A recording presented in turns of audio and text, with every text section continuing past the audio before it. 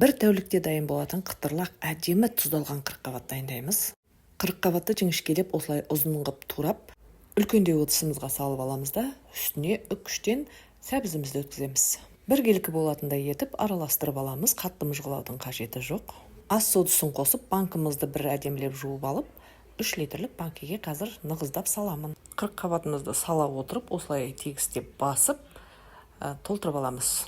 Тұздығымызды дайындайық. Оған бізге 700 мл су және толтырып бір ас қасық тұз қосамыз. Шекерімізді қосып, қайната отырып араластырамыз. 2 лавр жапырағы, қарабұрыш және иісті қарабұрышты қосып, үстіне май құямыз және сірке қышқылын құйып, қайнатамыз.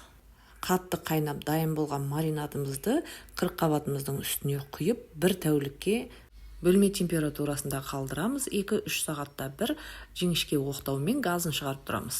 Бір тәулікте дайын болады, осылай әдемілеп ұсынсаңыздар болады. Өте дәмді және қытырлақ болып шығады. Қытырлатып сіздерге жеп көрсетейін, естіліп тұрса, бізге ас болсын, сіздер жасаңыздар.